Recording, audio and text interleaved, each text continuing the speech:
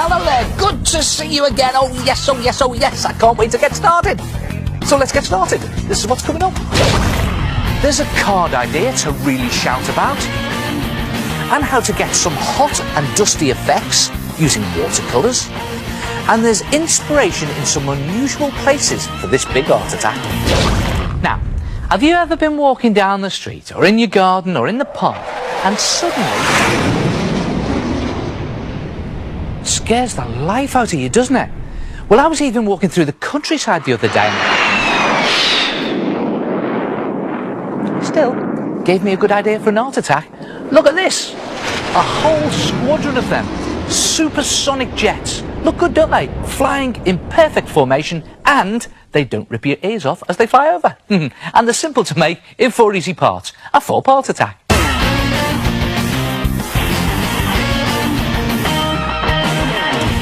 For the first part, take a large piece of cardboard box card and draw a long, curved line.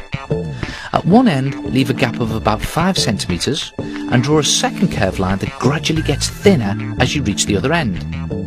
And then just join the lines up at the thicker end. At the thinner end, draw the simple shape of the side of an aeroplane with a pointy fin for the tail, a curved body and a pointy nose.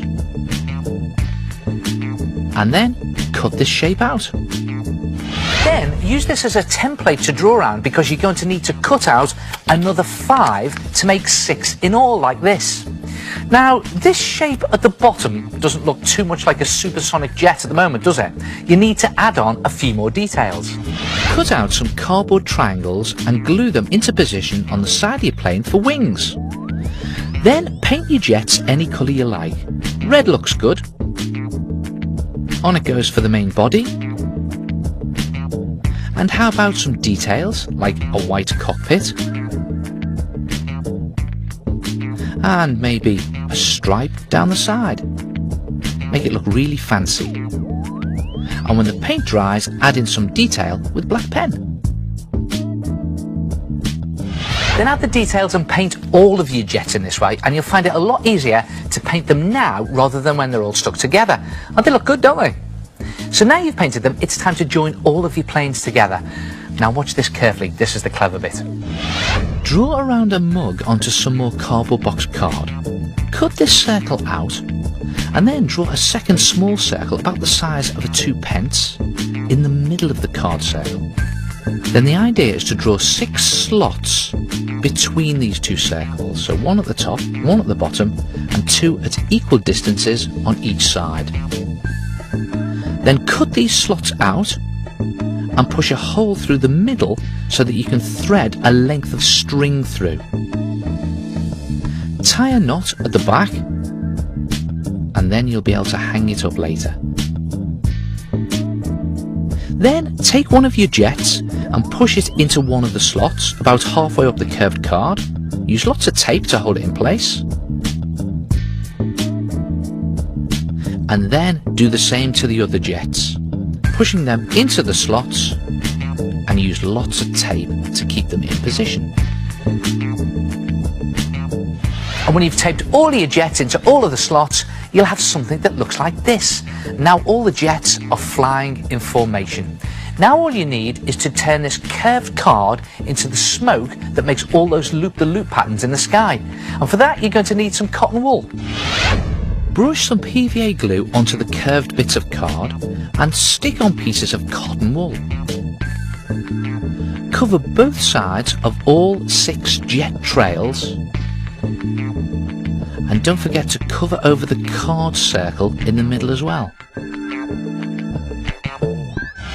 And when you've covered the whole thing, hang them up in your room and they look brilliant flying overhead. In fact, you can make anything that flies go supersonic. How about supersonic fairies? Or supersonic witches? Or what about a supersonic Santa? Ho, ho, ho, ho. Ho, ho. Try it yourself, supersonics.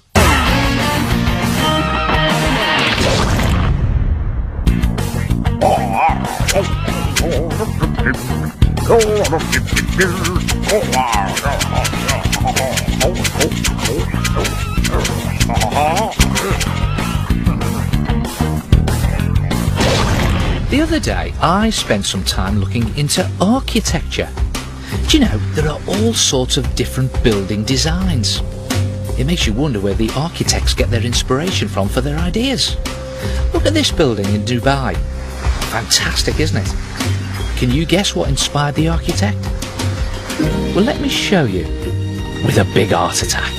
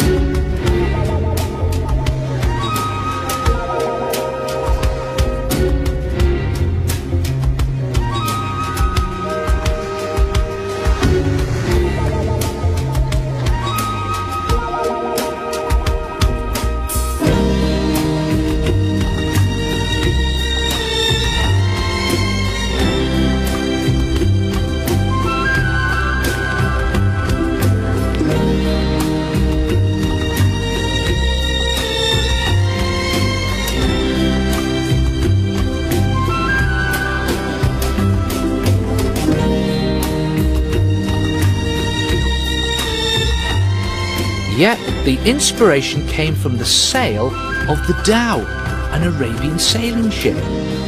Look at that. See the connection?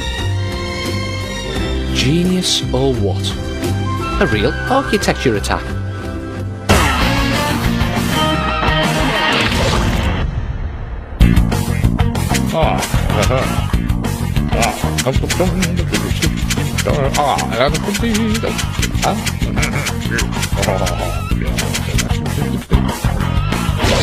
Here's an art attack that really shows off some clever watercolour techniques. I'm going to paint some dust. Lots of it. In fact, I'm going to paint a dusty desert. Start by mixing a nice orangey wash and then paint in an orange sky. Go right across your paper like this, and it's a good idea to use nice thick paper for this. All the way across the top.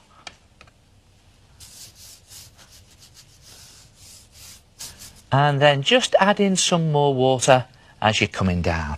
But just go halfway down the paper. Then leave a gap and paint in the dusty desert floor. Again, use bright orange for this.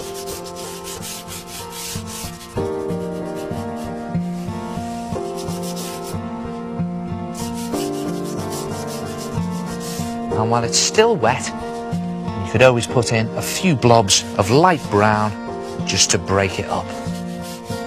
I'm even going to dab in a few blobs of purple for bushes and plants. I think I'm just going to also hint at a few plants with streaks like that. Now you must make sure it's really dry before the next bit. Mine shouldn't take too long in the hot studio lights here. So now you add in the dust cloud. Just mix a darker orange, or slightly stronger orange, and paint in a background mountain range just above this light area here, like that. And then get some water on your brush and paint another line underneath that's lighter. You start to get this sort of misty effect across the middle of your picture. And while it's still wet, I'm just going to blob in some purple along here to hint at some trees.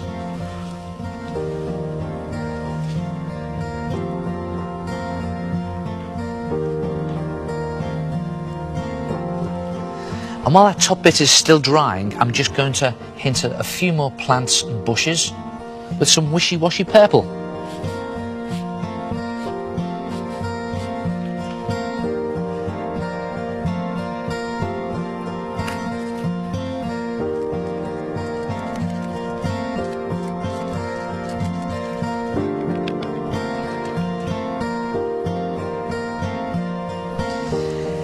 Now here's where it really comes to life. I'm going to put a little bit more purple onto a smaller brush, not too much, you still want it wishy-washy, but watch this. I'm just going to create trees disappearing into the mist. The way to do that is, as you're drawing the tree trunk, just add in a little bit more water at the bottom like that.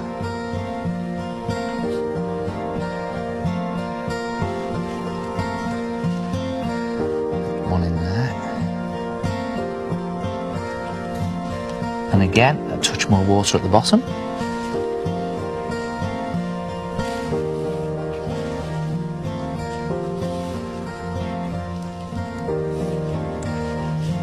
And finally, just mix a wishy-washy brown and just pick out some figures in the dust.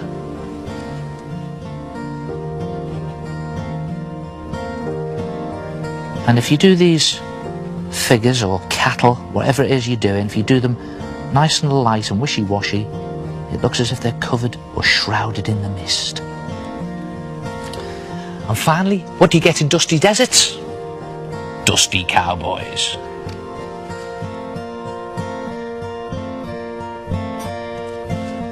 Good, isn't it? Try it yourself. Fade out a sky and create a watercolour dusty desert.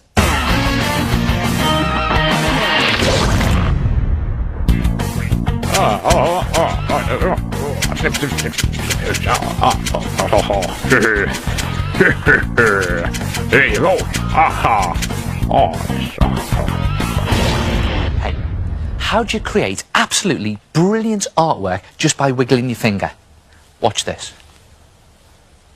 It's all in the Art Attack gallery and it's your stuff. Brilliant.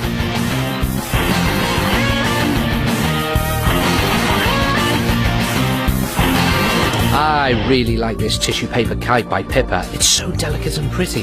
The different coloured shapes of the kite, the long ribbons on its tail, yeah, that'll certainly make it stand out from the crowd. And Ryan's Art Attack is a 3D Humpty Dumpty, complete with concertina legs and arms, all finished off with a painted brick wall. Brilliant.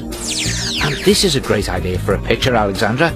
Cover your paper in wobbly lines, colour each different section, and you get this crazy abstract effect. Weird.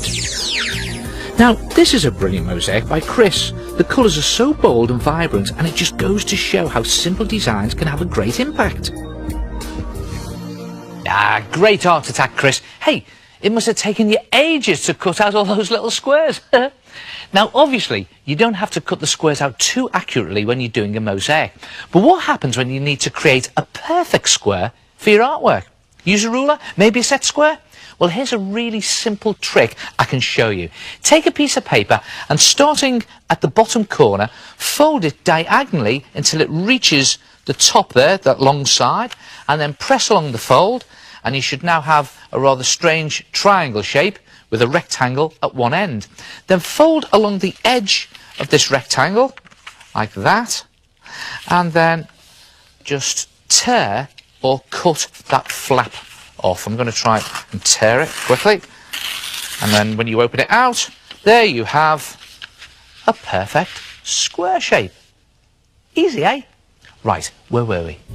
Oh yes, nice one, Chris. Now look at this. Tom's chalk pastel picture is full of big bold colours. It's a great drawing of a bird, and I think he's captured a real feeling of movement. Ah, how about this pencil crane picture of a tabby cat? This one looks like he's just seen a mouse and is just about to pounce. Great art attack, Hannah. And this is a fun abstract piece by Daniel. He's created an art attack using geometric shapes. Brilliant. And it's so simple to make. Just get some coloured paper and a pair of scissors and get cutting. And look at this art attack. Now Lauren's made a brilliant birthday card using loads of sparkly materials. I particularly like the silver party hat with glitter detail. Yes, great card idea, Lauren. Hey, I've got a good idea for a card. A Yippee birthday card. No, not a happy birthday card. A Yippee birthday card. Watch this. Fold a long rectangle of card in half. Then, open it out again. And place it face down. With a pencil, make a mark 2 centimeters in from each edge along the fold. Then measure 2 centimeters either side of the fold, and again make marks. So there's one over there, and one down there. Then join these marks up with your ruler to make little triangles. And the idea is to fold down these lines, and the neatest way to do this is to score them first. Whenever you want to score a line on your artwork, take your scissors and carefully wrap some tape around them to keep them closed. This allows you to safely run them down the edge of your ruler.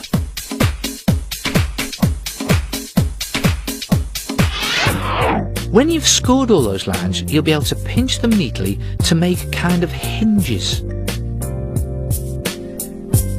See that? Next, on another piece of card, draw and cut out 2 arms flinging up in the air with excitement. Yippee! Open out your card and glue them onto the bottom half of the hinges. So it's very important, put them on the bottom half of the hinges like that.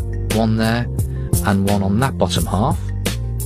And then bend one slightly back and the other one coming slightly forward. And when you close the card, the arms should hide from view. There they go. And if you can still see them, just reposition them while the glue is still wet. Then open up your card again and draw on an excited person, lining them up with those arms. And make them look really cartoony.